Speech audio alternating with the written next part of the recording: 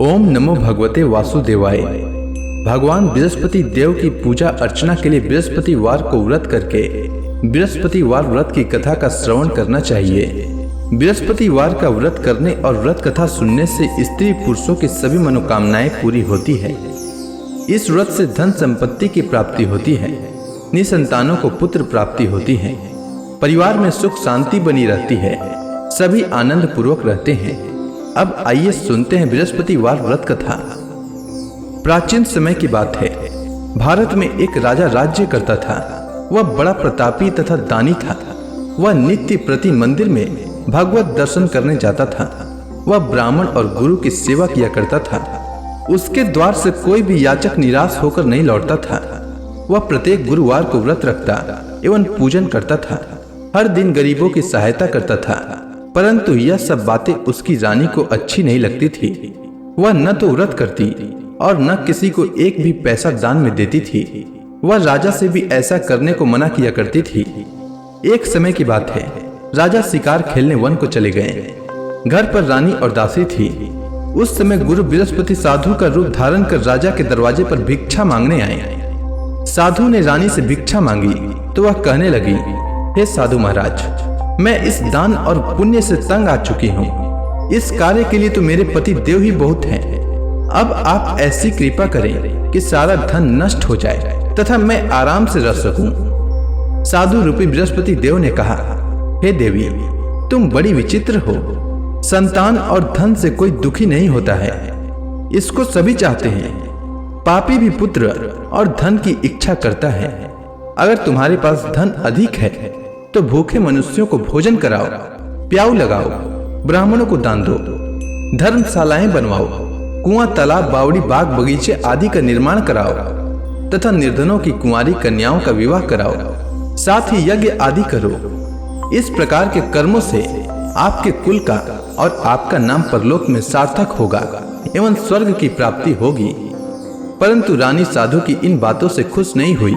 उसने कहा, हे साधु महाराज, मुझे ऐसे धन की आवश्यकता नहीं जिसको मैं अन्य लोगों को दान दूं तथा जिसको रखने और संभालने में ही मेरा सारा समय नष्ट हो जाए। साधु ने कहा, हे देवी, यदि तुम्हारी ऐसी इच्छा है तो जैसा मैं तुम्हें बताता हूँ तुम वैसा ही करना। बृहस्पतिवार के दिन घर को गोबर से लिपना, अपने केसों को पीली मिट्टी से धोना, केसों को धोते समय स्नान करना, राजा से कहना वह हजामत करवाए, भोजन में मांस मदिरा खाना, कपड़ा धोबी के यहाँ धुलने देना। इस प्रकार 7 बृहस्पतिवार करने से तुम्हारा धन नष्ट हो जाएगा।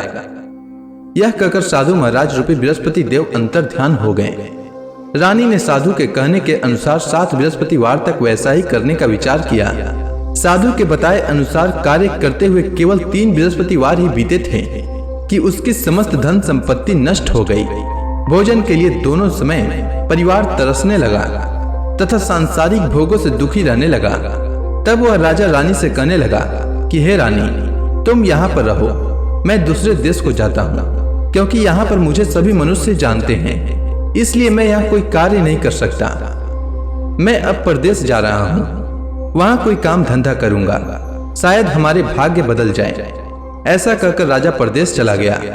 वह वहाँ जंगल से लकड़ी काट कर लाता और शहर में बेचता।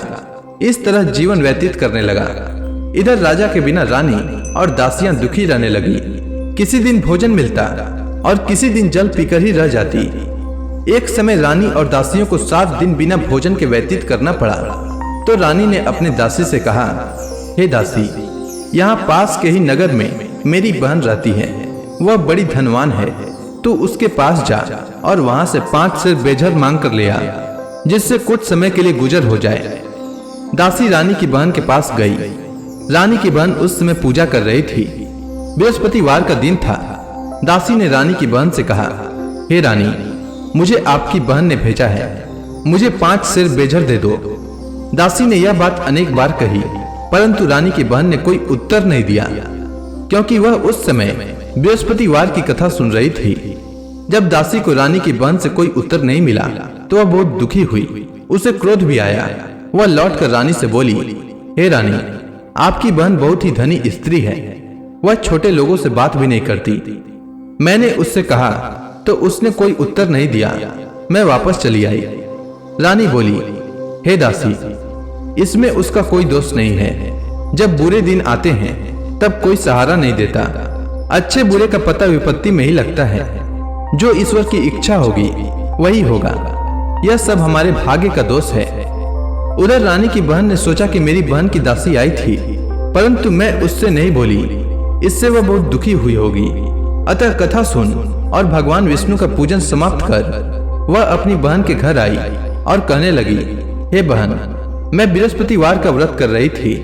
तुम्हारी दासी हमारे घर आई थी, परंतु जब तक कथा होती है तब तक हम लोग न उठते हैं और न बोलते हैं, इसलिए मैं नहीं बोली।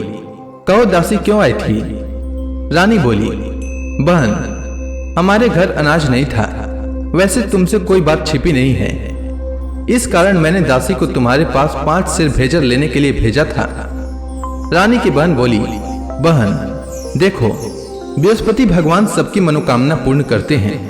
देखो, शायद तुम्हारे घर में अनाज रखा हो। यह सुनकर दासी घर के अंदर गई तो वहां उसे एक घड़ा बेझर का भरा मिल गया।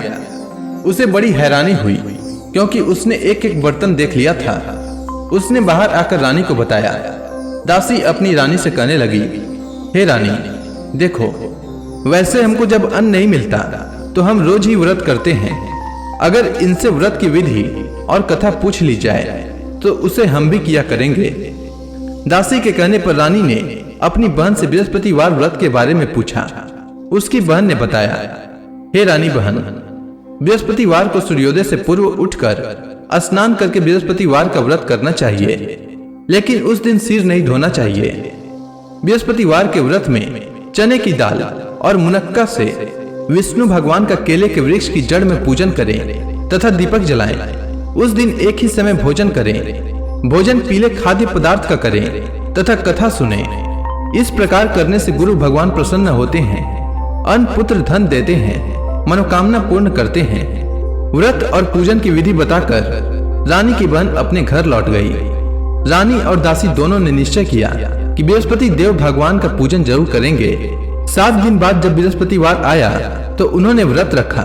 घुड़साल में जाकर चना और गुड़ बीन लाई तथा उसी दाल से केले की जड़ तथा विष्णु भगवान का पूजन किया। अब भोजन पीला कहाँ से आए? दोनों बड़ी दुखी हुई, परंतु उन्होंने व्रत किया था, इस कारण बृहस्पति देव भगवान प्रसन्न थे। एक साधारण व्यक्ति के रूप में वे 2 थालों में सुंदर पीला भोजन लेकर आए और दासी को देकर बोले, हे दासी, यह भोजन तुम्हारे और रानी के लिए है, तुम दोनों करना। दासी भोजन पाकर बड़ी प्रसन्न हुई और रानी से बोली, रानी जी, भोजन कर लो। रानी को भोजन आने के बारे में कुछ पता नहीं था, इसलिए वह दासी से बोली, जा तू ही भोजन कर, क्योंकि तू हमारी व्यर्थ में हंसी उड़ाती है। दासी बोली, एक व्यक्ति भोजन दे गया है। रानी कहने लगी, वह भोजन तेरे लिए दे गया है, तू ही भोजन कर। दासी ने कहा, वह व्यक्ति हम दोनों के लिए 2 थालों में भोजन दे गया है, इसलिए मैं और आप दोनों ही साथ साथ भोजन करेंगी। दोनों ने गुरु भगवान को नमस्कार कर भोजन प्रारंभ किया। उसके बाद से वे प्रत्येक बृहस्पतिवार को गुरु भगवान का व्रत और पूजन करने लगी। बृहस्पति भगवान की कृपा से उनके पास धन हो गया, परंतु रानी फिर से पहले की ही तरह आलस्य करने लगी। तब दासी बोली, देखो रानी, तुम पहले भी इस प्रकार आलस्य करती थी। तुम्हें धन के रखने में कष्ट होता था, इस कारण सभी धन नष्ट हो गया। अब गुरु भगवान की कृपा से धन मिला है तो फिर तुम्हें आलस्य होता है। बड़ी मुसीबतों के बाद हमने यह धन पाया है, इसलिए हमें दान पुण्य करना चाहिए। तुम भूखे मनुष्यों को भोजन कराओ, प्याऊ लगवाओ, ब्राह्मणों को दान दो, कुआं तालाब बावड़ी आदि का निर्माण कराओ, मंदिर पाठशाला बनवाकर दान दो, कुंवारी कन्याओं का विवाह करवाओ। धन को शुभ कार्यों में खर्च करो, जिससे तुम्हारे कुल का यश बढ़े तथा स्वर्ग प्राप्त हो और पितृ प्रसन्न हो। दासी की बात मानकर रानी ने इसी प्रकार के कर्म करने प्रारंभ किए, जिससे उनका काफी यश फैलने लगा। एक दिन रानी और दासी आपस में विचार करने लगी कि न जाने राजा किस दशा में होंगे, उनकी कोई खोज खबर नहीं है। गुरु भगवान से उन्होंने प्रार्थना की और भगवान ने रात्रि में राजा को स्वप्न में कहा, हे राजा, उठ, तेरी रानी तुझको याद करती है, अब अपने देश को लौट जा। राजा प्रातः काल उठकर जंगल से लकड़ियां काट कर लाने के लिए जंगल की ओर चल पड़ा। जंगल से गुजरते ही वह सोचने लगा, रानी की गलती से उसे कितने दुख भोगने पड़े। राजपाट छोड़कर उसे जंगल में आकर रहना पड़ा। जंगल से लकड़ियां काटकर उन्हें बेचकर गुजारा करना पड़ा। उसी समय उस जंगल में बृहस्पति देव एक साधु का रूप धारण कर आए और राजा के पास आकर बोले, हे लकड़हारे, तुम इस सुनसान जंगल में किस चिंता में बैठे हो, मुझे बतलाओ। यह सुनकर राजा के नेत्रों में जल भर आया और साधु की वंदना कर बोले, हे प्रभु, आप सब कुछ जानने वाले हैं। इतना कहकर राजा ने साधु को अपनी संपूर्ण कहानी सुना दी। महात्मा दयालु होते हैं। वे राजा से बोले, हे राजा, तुम्हारी पत्नी ने बृहस्पति देव के प्रति अपराध किया था, जिसके कारण तुम्हारी यह दशा हुई है। अब तुम किसी प्रकार की चिंता मत करो, भगवान तुम्हें पहले से अधिक धन देंगे। देखो, तुम्हारी पत्नी ने बृहस्पतिवार का व्रत प्रारंभ कर दिया है। अब तुम भी बृहस्पतिवार का व्रत करके चने की दाल व गुड़ जल के लोटे में डालकर केले का पूजन करो, फिर कथा सुनो। भगवान तुम्हारी सब मनोकामनाओं को पूर्ण करेंगे। साधु को प्रसन्न देखकर राजा बोला, हे प्रभु, मुझे लकड़ी बेचकर इतना पैसा भी नहीं बचता जिससे भोजन करने के उपरांत कुछ बचा सकूं। मैंने रात्रि में अपनी रानी को व्याकुल देखा है। मेरे पास कोई साधन नहीं जिससे समाचार जान सकूं। फिर मैं बृहस्पति देव की क्या कहानी सुनूं? मुझको तो कुछ भी मालूम नहीं है। साधु ने कहा, हे राजा, तुम किसी बात की चिंता मत करो। बृहस्पतिवार के दिन तुम रोजाना की तरह लकड़ियां लेकर शहर में जाओ। तुम्हें रोज से दोगुना धन प्राप्त होगा, जिससे तुम भली भांति भोजन कर लोगे तथा बृहस्पति देव की पूजा का सामान भी आ जाएगा। इसके बाद राजा ने साधु के कहे अनुसार बृहस्पतिवार का व्रत किया। बृहस्पतिवार का व्रत करने से राजा के दिन सुधर गए। इसके बाद वह अपनी रानी के पास गया और फिर दोनों आनंद से जीवन यापन करने लगे। इसलिए सुख समृद्धि की कामना करने वाले मनुष्यों को बृहस्पतिवार का व्रत करना चाहिए और बृहस्पति देव की पूजा करनी चाहिए। साथ ही बृहस्पतिवार व्रत की कथा सुनना चाहिए। तो प्रेम से बोलिए विष्णु भगवान की जय, बृहस्पति देव की जय, समस्त देवी देवताओं की जय।